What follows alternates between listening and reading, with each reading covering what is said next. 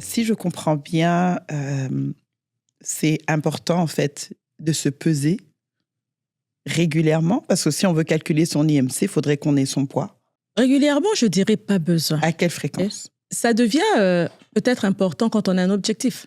On est en dehors de son poids santé et on veut être sûr qu'avec les efforts qu'on fait, l'alimentation qu'on a modifiée, qu'on est en train au moins de renverser la vapeur. Donc, je dirais peut-être une fois par semaine se peser parce qu'il ne faut pas oublier que on est dans un objectif. OK. Faut pas non plus que ça devienne addictif. Parce que quand on a des comportements addictifs aussi, c'est pas bon. OK. Et quand la perte de poids devient une obsession, oui. Finalement, on se rend compte que je fais tous les efforts qu'il faut, mais je n'en perds pas beaucoup parce qu'on est aussi dans un état psychologique, j'ai envie de dire, ou même métabolique, où il y a des hormones qui sont libérées, finalement, qui font le contraire. Il faut que tout soit sain. Quand on dit mode de vie sain, c'est que je me fixe un objectif atteignable, un objectif réalisable. C'est quoi un objectif atteignable? Je ne pèse pas 150 kilos, puis je m'attends d'ici 2 mois à peser 50 kilos. Ce n'est pas atteignable. Ce n'est pas réalisable, à moins de passer par une chirurgie peut-être. Mais donc les vidéos miracles et tout, c'est pas vrai? Moi, je t'ai dit, je suis pas trop dans les régimes, je suis pas trop dans le miracle, je suis dans la responsabilité. Oui. Et quand on est responsable, il faut être conscient que, je prends l'exemple, terre à terre, de quelqu'un qui a l'habitude de prier 15 minutes. Il se lève un jour au lendemain, aujourd'hui, je vais faire 3 heures de prière. En tout cas, ça va chauffer entre Dieu et moi. Oui. Il y aura peut-être 30, 45 ans. Exactement. Tout à fait. Le changement, il est progressif. Le changement commence par l'acceptation. Je reconnais que j'ai un problème et il faut que je change. Ça, c'est la première phase de changement. Ensuite, il y a le cheminement.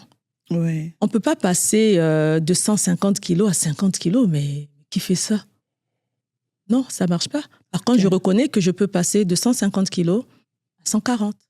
En 2-3 mois peut-être. Et ainsi de suite. Je reconnais que si je mangeais 5 tranches de pain, je ne peux pas passer de 5 tranches de pain à 1 tranche par jour. Mon Dieu, j'aurais l'impression de mourir. Par contre, je peux passer de 5 tranches de pain, je commence par 4, ensuite 3. Et c'est possible parce que là, ton corps va s'habituer à ces changements-là. Mais quand on fait des changements drastiques, le corps est intelligent, il est bien fait. Il se dit, OK, on me prive, mais je vais réclamer ce qu'on m'a privé. Et une fois, on est là, ça fait 2 semaines qu'on est là, on y arrive à manger de 5 tranches à 1 tranche de pain. Non, tout d'un coup, Brigitte, je t'invite. Ça fait longtemps que tu n'es pas passée chez moi. Et là, je te place les tranches de pain que tu aimes. Une baguette française sur la table. Tu vas céder. Parce que c'est pas naturel, c'est stressant pour l'organisme. C'est un stress qu'on fait vivre à l'organisme. Et souvent, la chose qui nous fait perdre du poids, c'est le stress, j'ai envie de dire. Le corps est stressé. Le corps n'est pas en paix. Alors, à force de toutes ces réactions-là qui nous grugent, parce qu'on est, j'ai envie de dire, obsédé, je m'excuse le terme, on a l'impression d'arriver à un résultat. Souvent, on se déshydrate, beaucoup plus que perdre du gras. On se déshydrate, on perd du muscle. Et le stress fait que on est comme un peu dans un état catabolique. Ça dégrade, on perd de l'énergie. Mais une fois qu'on devient plus détendu, l'objectif est atteint. Maintenant, ça va bien. Je peux retourner à mes affaires. Je suis détendu. Et quand on est détendu, on se remet à accumuler. Si on ne fait pas, bien sûr, attention à l'alimentation, si on reprend nos vieilles habitudes, j'ai envie de dire. Bien sûr, c'est pourquoi beaucoup jouent au yo-yo. Beaucoup, parce qu'il n'y a pas de constance, en fait. D'installer de bonnes habitudes alimentaires. Donc, on n'est pas obligé de se peser tout le temps. Mais à partir du moment où on veut se prendre en main, on commence par se peser. Oui, bien sûr. Calculer son IMC. Je pense qu'en ligne, c'est des informations qu'on trouve. Est-ce qu'il y a des ressources où les gens peuvent, par exemple, aller pour trouver cette information-là? Je pense que sur le site de Santé Canada, on trouve tout ça. OK. Donc, on calcule son IMC. Ensuite simplement de le ça, poids sur la taille au carré. Donc, si je pèse, par exemple, 60 kilos et que je mesure 1m70, c'est 60 divisé par... c'est en mètres, la taille. Donc, 1,7 au carré. Ça nous donne la réponse de l'IMC.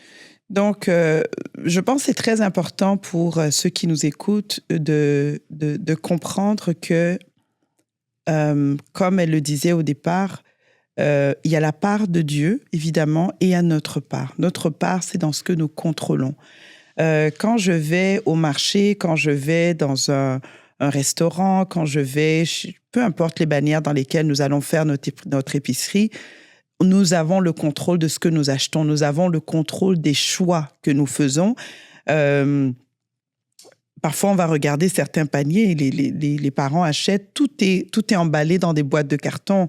Il y a des pizzas pochettes, il y a des pogos, il y a des choses qui sont faciles, qui nous font gagner du temps, mais qui aussi, comme Wilhelmine le disait tantôt, vont vraiment pas aider à la bonne santé du fait que c'est des aliments très transformés, salés, dont il n'y a pas le contrôle, et les goûts qui sont trop salés, trop sucrés sont souvent des goûts addictifs. Addictifs. Mais comment développer de saines habitudes de vie, une bonne hygiène de vie? Comment le faire? C'est quoi la meilleure façon? Alors après, ça va paraître tellement banal, mais j'ai juste 2 choses à dire. C'est bien manger et bouger. Il en va me dire bien manger. C'est tellement vague, oui. Et quelqu'un pour qui bien manger, c'est manger son foufou national avec je sais pas quoi. D'autres, ça va être le riz. Est-ce que c'est manger son mets préféré qu'on aime dans une certaine quantité? C'est quoi bien manger? Alors, c'est difficile de répondre exactement à c'est quoi bien manger parce qu'il faut faire une évaluation, en fait, de nos habitudes alimentaires. C'est quoi qu'on fait? Parce qu'on ne part pas du néant. On ne sort pas de nulle part. On a déjà un bagage, j'ai envie de dire, alimentaire. On a déjà une culture alimentaire instaurée chez soi. Donc, c'est important de faire une évaluation de nos habitudes alimentaires et d'y apporter les changements nécessaires. Mais de façon générale, si je vais essayer de prendre ça général, je dirais que il faut avoir une alimentation variée et équilibrée. Qu'est-ce que je veux dire par là? Soyons imagés pour permettre à tout le monde de comprendre. On prend l'exemple d'une assiette. Alors, la moitié de notre assiette doit être composée de légumes, crus ou cuits. Si je te pose la question à toi, est-ce que ne réponds pas. C'est toi et toi-même, OK? Est-ce que la moitié de ton assiette, quand tu te sers, est composée de légumes, crus ou cuits? La réponse t'appartient. Mais c'est un peu ça. Pourquoi la moitié? Parce que les légumes, d'abord, sont des aliments qui sont très peu caloriques. Donc, ce n'est pas la chose sur laquelle on va aller gagner du poids, par exemple. Et les légumes sont très riches en vitamines, très riches en minéraux pour le bon fonctionnement de l'organisme, mais aussi très riches en fibres. Et quand tu dis les légumes, est-ce qu'on parle des légumes surgelés, de légumes frais, tout type de légumes? Les légumes frais ou les légumes congelés, ça n'a pas de problème. Parce que c'est sain, j'ai envie de dire, c'est correct. Ce genre de légumes. Quand je dis cuit, ça peut être des légumes qu'on a fait cuire chez nous. Il n'y a pas de souci. Comme quoi, des épinards? Chez nous, on mange le pondu qui cuit très, très, très longtemps. Qu'est-ce qui reste de bon là-dedans? C'est qu'on est en train de dégrader toutes les vitamines. Et ça, là, on parle du mode de cuisson. C'est sûr que le mode de cuisson a sa part de responsabilité aussi. Mais sinon, les légumes en soi, c'est très bon pour la santé. À moins d'avoir vraiment une condition médicale qui fait qu'on doit limiter certains types de légumes. Ça, il y en a. Mais en général, peu calorique, riche en vitamines, en minéraux et en fibres. Donc, c'est gagnant. Voilà pourquoi la moitié de notre assiette doit être faite de légumes. Maintenant, de la moitié qui reste, le quart doit être composé de féculents ou produits céréaliers, principalement de blé ou de grains entiers.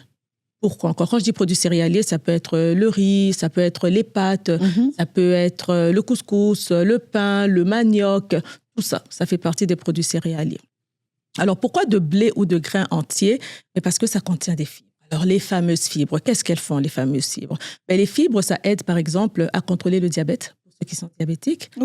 Ça aide à diminuer le mauvais cholestérol, pour ceux qui ont des problèmes de cholestérolémie et tout élevé, qui dépendent de médicaments et tout. Les fibres aident au bon contrôle du cholestérol aussi. Les fibres aident aussi à apporter une satiété précoce. Je donne un exemple. Quelqu'un qui mangerait 5 tranches de pain blanc, je ne pense pas qu'il sera en mesure de manger aussi facilement 5 tranches de pain de blé entier. Parce que dans le pain blanc, il n'y a pas de fibres. C'est une farine vraiment qui est très raffinée.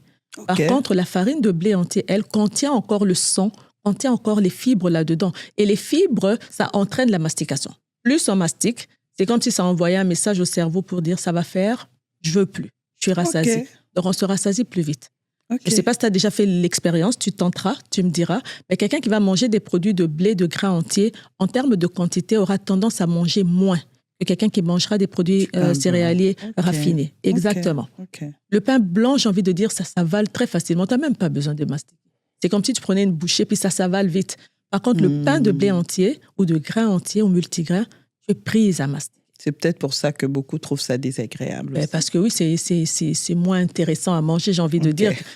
Tout ce qui est santé est souvent moins intéressant. Oui, okay? Oui. Donc, c'est ça que ça fait, les fibres. Ça aide à contrôler un peu la satiété. Donc, forcément, ça va entraîner un contrôle aussi sur nos portions. Parce qu'au lieu de manger mes 5 tranches, finalement, je vais juste en manger 3. Oui, donc, il y a un contrôle au niveau de la portion. Puis, ça aide aussi à la santé digestive. Bien sûr, si on n'a pas de problème de santé, par exemple, on ne souffre pas d'une maladie colorectale, d'un cancer colorectal ou peut-être de diverticulites, ou peu importe, de maladie inflammatoire de l'intestin qui fait qu'on a besoin de contrôler nos apports en fibres. Si on n'a pas tout ça, c'est vraiment très bon pour la santé digestive aussi. Donc, les fibres sont bénéfiques pour la santé. Donc, il faut en mettre lorsqu'on est capable d'en mettre. Ça, c'était le quart restant maintenant. Donc, j'ai parlé de la moitié qui est constituée de légumes, le quart qui est constitué de produits céréaliers. Le quart restant, c'est les protéines. C'est important d'avoir des protéines dans nos assiettes. Mais on sait tous, on est sans ignorer que les protéines animales sont généralement très grasses. On le sait. Okay? Donc, ce qu'il faut faire pour les rendre moins grasses, c'est doter, par exemple, le gras visible, toutes les couches de gras qu'on voit. Qu'il y a des gens, je sais qu'ils aiment, lorsqu'on note ça, c'est comme si vraiment on notait. Tu as abîmé. Oh, c'est pas possible. Exactement. Donc, tu as abîmé la viande, justement. Mais ça, c'est du gras, du mauvais gras, du gras saturé qui s'accumule même tranquillement, pas vite, autour de nos artères et qui peut finalement rétrécir la lumière de nos artères et finir par boucher. Pas du jour au lendemain, mais au fil du temps. C'est comme je disais, on mange tous les jours, hein. Voilà. Et il y a des gens qui mangent la viande, qui mangent des viandes avec leur gras tous les jours. Tout à fait. Et encore, il y a le mode de cuisson. Il y en a qui j'en ai aiment même pas encore parlé. La viande grillée. Exactement. Donc, j'en ai même pas encore parlé. Le poisson grillé dans l'huile. Tout à fait. Donc, ça va jouer. Comment rendre la viande plus, j'ai envie de dire, plus santé, justement, enlever le gras visible, enlever la peau des volailles. Dieu seul sait que quand je parle de ça, la peau des volailles, j'ai toujours un regard de mon mari qui dit... Le goût est là-dedans. Ah bon. Mais non, la peau des volailles, elle est très riche en gras et en mauvais gras, justement. Donc, on demande de l'ôter pour rendre notre poulet, pour rendre notre dinde plus santé. Okay? Donc, ce sont des choix comme ça qu'on peut faire, de choisir la coupe de viande. Je vais acheter mon surlonge de bœuf versus mon faux filet. Et mon faux filet est bien plus gras que mon surlonge. Voilà pourquoi le côté surlonge aura tendance à être un peu plus rugueux, plus dur. Mais mon filet, là, mon faux filet, là, très tendre. Mais qu'est-ce qui rend si tendre? C'est le gras. C'est le gras. Donc là, je vais acheter mon bœuf haché maigre ou extra maigre versus le bœuf haché régulier. Donc déjà, en faisant ce genre de choix-là, on est en train de contrôler la quantité de gras qu'on ingurgite. Est-ce que le fait d'acheter, par exemple, de la viande bio versus pas bio, est-ce que ça fait une différence ou non? Non. Bio, c'est sûr que ça va faire une différence parce qu'il y a moins d'agents, comme je disais, des facteurs comme l'agent peut-être d'antibiotiques, c'est tout ce qu'on rajoute en soi. Mais en termes, si je veux juste chercher la valeur en protéines, non, il n'y a pas de différence. Mais il y a quand même tous ces additifs-là contenus qui fait que la viande bio sera bio. Encore là, reste à savoir si elle est réellement bio. Ça, c'est un autre débat. Oh là là. Là, elle est en train de casser toutes mes vaches sacrées. Non. Et en plus aussi, en parlant de protéines, on a souvent tendance à penser que les protéines, ce sont les protéines animales. Mais non, on a des protéines végétales. Je parle par exemple dans nos cultures, si on dit qu'on mange des haricots, il y aura le poulet, les haricots et le riz. Mais les haricots, c'est une protéine. Je n'ai pas besoin de mélanger le poulet et les haricots. Qui va manger les haricots tout seul? C'est trop de protéines, en fait. OK, je comprends. Donc, quelqu'un qui compose son assiette comme ça et qui ne sait pas que c'est une protéine, rajoute son morceau de viande, son poisson et tout. Et quand on met le poisson dedans, je sais que chez nous, souvent, on aime les mélanges. On va faire les haricots, on va rajouter parfois du poisson dedans, du poisson fumé dedans ou de la viande fumée. On peut ne pas en rajouter. Je pense que souvent, quand on rajoute, c'est parce que c'est plus pour le goût, etc. Mais ce n'est pas des grandes quantités. Ce n'est pas 2-3 poissons. C'est vraiment un petit peu juste pour donner le goût. Ça, ce n'est pas un problème. Mais je n'ai pas besoin de rajouter ma protéine, la viande à côté ou le poisson à côté. Parce que mes haricots, ou qu'on appelle communément des légumineuses, ça peut être des pois chiches, ça peut être des lentilles, ce sont des sources de protéines végétales, très riches en protéines et très peu caloriques. Donc, c'est plus avantageux d'avoir, par exemple, des protéines de source végétale. Ça peut être du tofu, par exemple. C'est plus avantageux. Ça peut être des fèves de soya, des edamame. Ce sont des protéines aussi. Et des trucs germés, comment on appelle ça? Des fèves germées. Les fèves germées, non. Ça correspond à quoi? On est peut-être dans les légumes, on n'est pas dans les protéines en ce moment-là. Okay. Donc, on nous recommande même de varier nos sources de protéines, de limiter même les protéines animales pour inclure les protéines végétales qui sont moins caloriques, mais très protéinées aussi, au lieu que d'avoir des poissons. Et des viandes comme le porc, l'agneau et tout. Puis le poisson, exactement. Le poisson, c'est une très bonne protéine aussi. On n'a pas de problème là-dessus. Par contre, comme tu l'as dit tout à l'heure, on peut faire les bons choix, tous les bons choix qu'il faut. Mais si le mode de cuisson ne suit pas, si j'ai acheté mon bœuf haché extra maigre, mais que moi-même je rajoute une bonne quantité d'huile,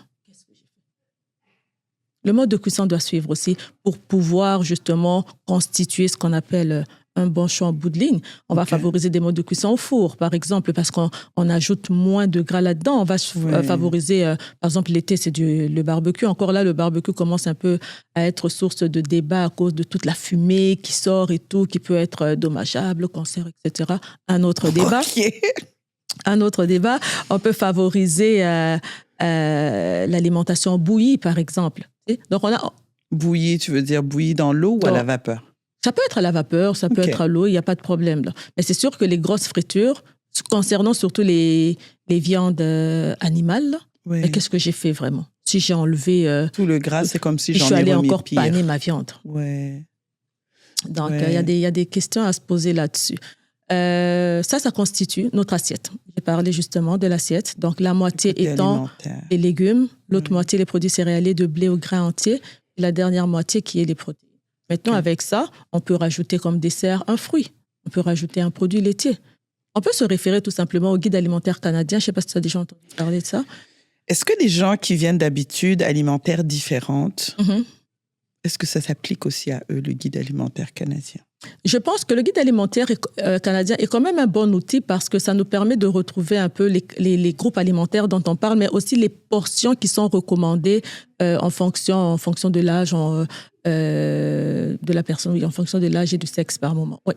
Donc, on peut en tenir compte et l'adapter à notre alimentation, effectivement. Ça reste un bon outil quand même, parce qu'on a besoin d'atteindre certaines portions, par exemple, en fruits et légumes, certaines portions en termes de protéines. Parce qu'il ne faut pas oublier que peu importe les bons choix qu'on fait, tout excès nuit. Je peux manger des fruits parce que c'est bon pour la santé, mais si je suis rendue à manger 15 à 20 bananes par jour, c'est trop aussi. Là. Finalement, c'est plus santé. Parce que finalement, c'est des apports en sucre, naturel, bien sûr, mais que je suis en train d'apporter en excès, que le corps va utiliser ce qu'il a besoin d'utiliser, mais le reste, il va le stocker après.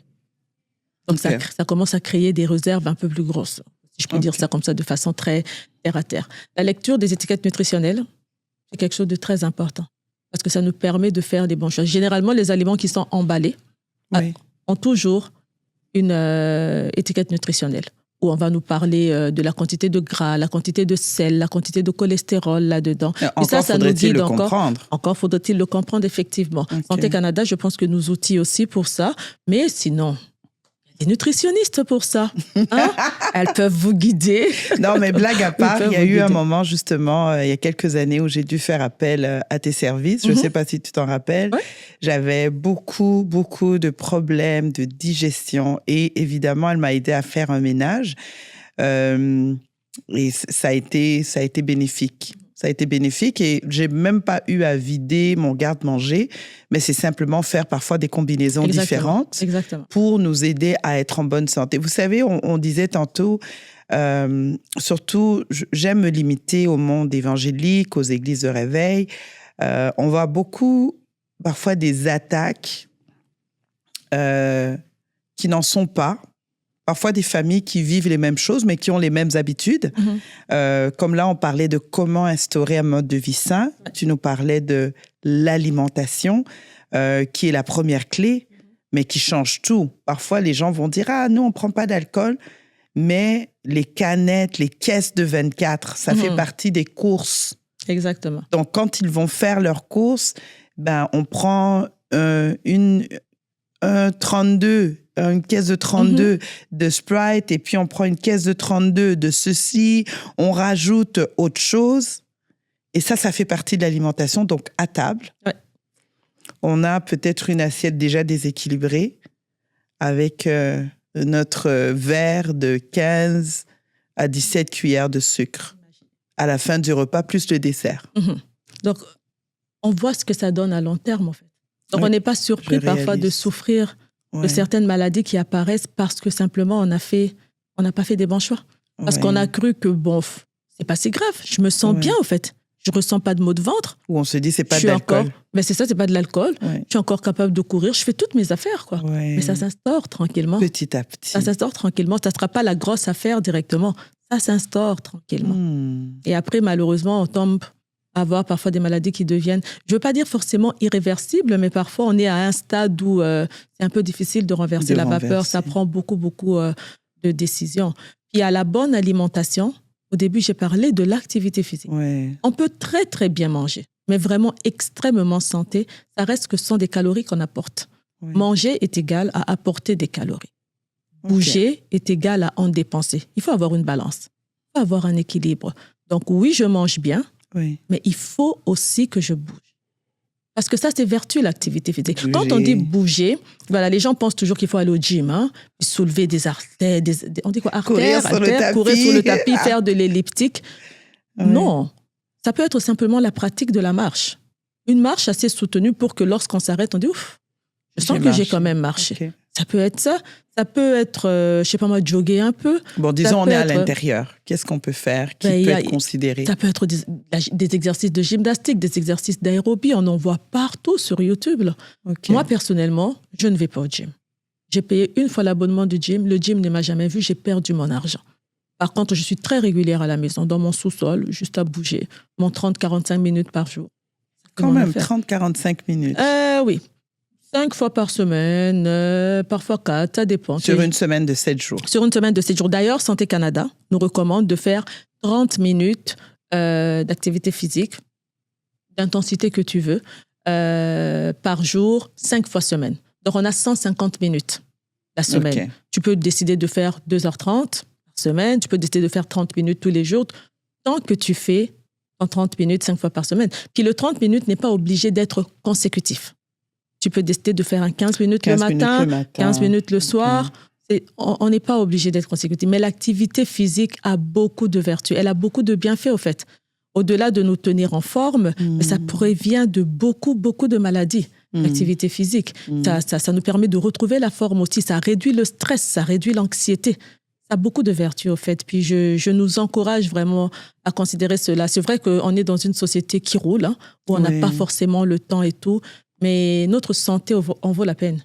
Et par moment, il faut s'arrêter. C'est-à-dire que je dois bouger un peu. Est-ce que, justement, disons, un chrétien, une chrétienne qui passe par des situations de beaucoup de stress, souvent on a tendance à se réfugier essentiellement dans la prière, ce qui n'est pas une mauvaise chose.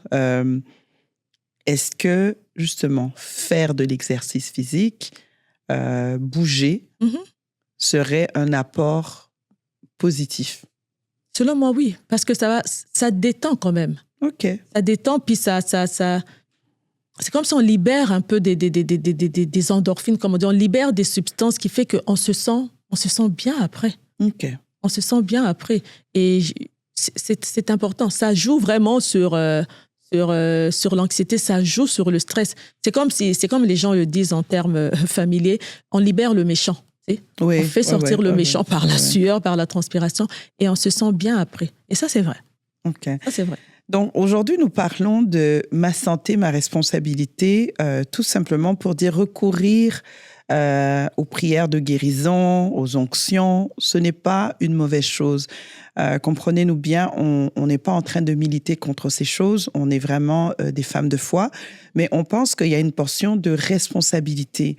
La qualité, comment on fait vivre ce corps dans lequel nous habitons, dans lequel le Saint-Esprit habite, ce corps dont nous avons besoin évidemment pour tout faire. Exactement. Sans notre corps, on ne peut rien faire. Et Wilhelmine expliquait très bien comment sans le corps, même servir le Seigneur, c'est pas possible. On voit plusieurs pasteurs qui meurent de problèmes de cœur, crise cardiaque. Je regardais un pasteur qui est mort pendant qu'il prêchait, il est tombé. Et le temps qu'on vienne, je pense qu'ils n'avaient même pas fait de manœuvre de réanimation. Ils se demandaient c'était quoi. Les gens se mettent à prier. Mais justement, on est soumis à énormément de pression. Peu importe qu'on soit dans le service de Dieu ou pas. Mais un des aspects une question qui me vient également, c'est de dire les douleurs chroniques, les douleurs qui sont installées dans le corps, qui se manifestent régulièrement. Est-ce que justement, tu parlais d'une saine alimentation. Est-ce que ça peut aider à réduire ou à contrôler ces douleurs?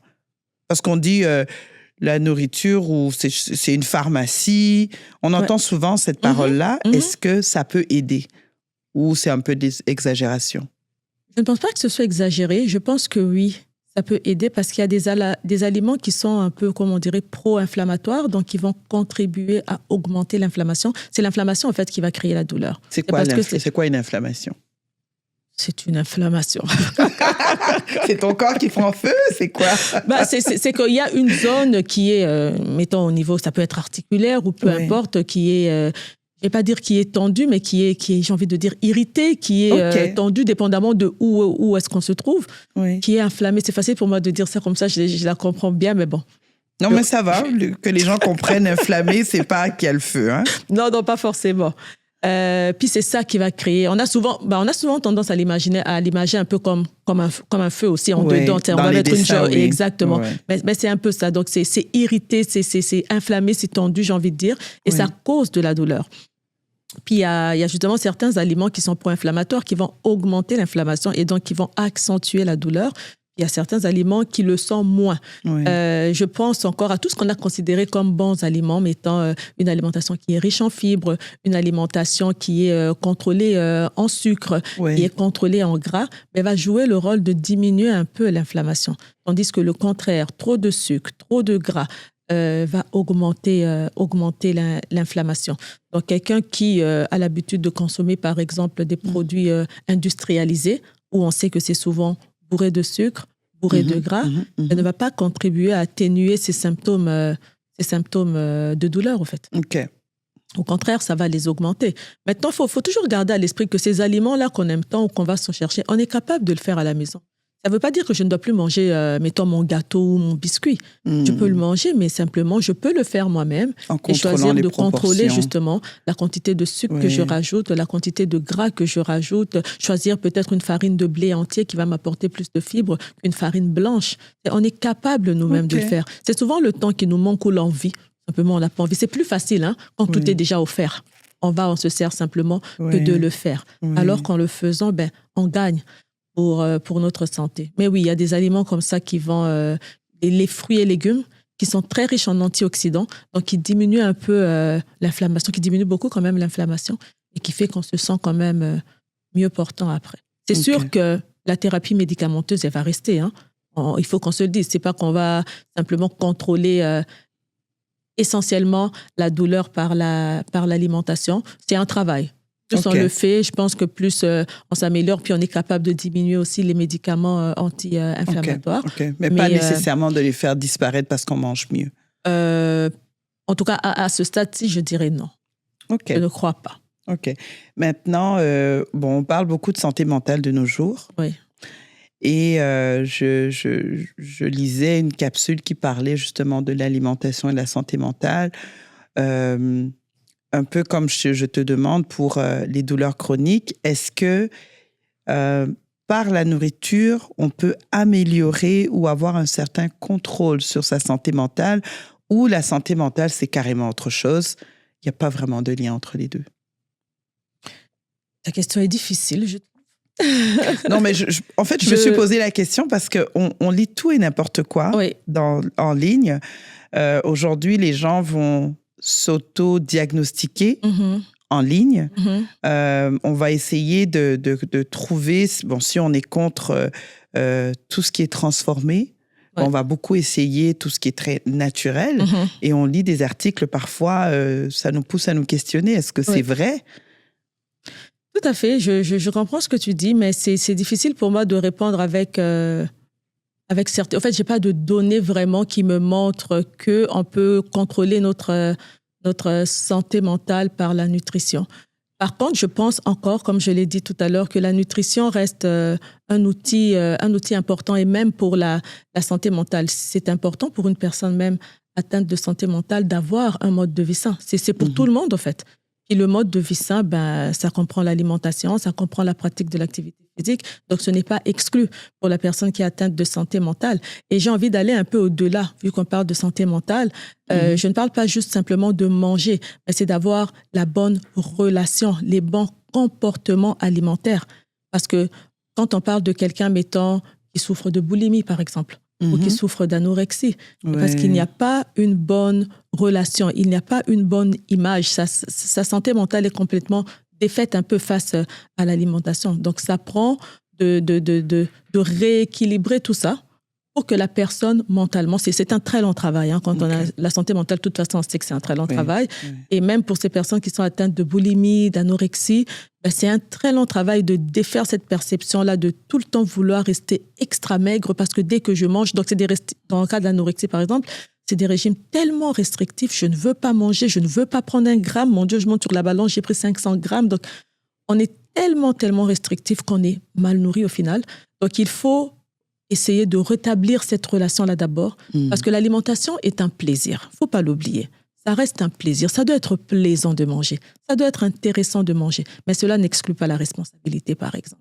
Donc, il faut rétablir ça. Une fois que c'est rétabli, la personne, même mentalement, se sent mieux et peut continuer à évoluer aussi.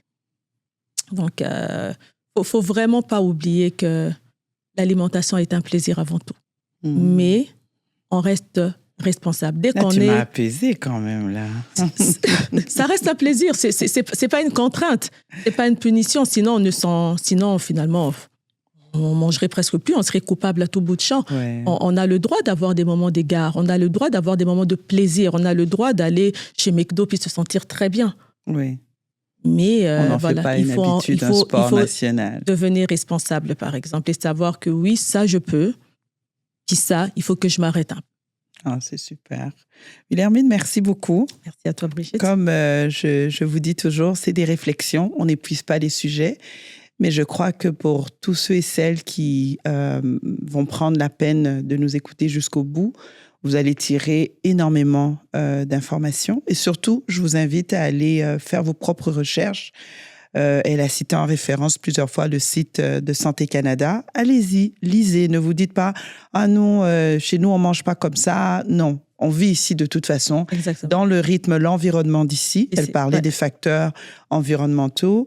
On vous invite à faire ce travail-là, à ne pas juste se réfugier dans la prière. Les chrétiens sont très malades et parfois plus malades même que les non-croyants parce qu'on s'en fout un peu. Hein. Dieu va faire. Dieu va faire. Dieu va faire.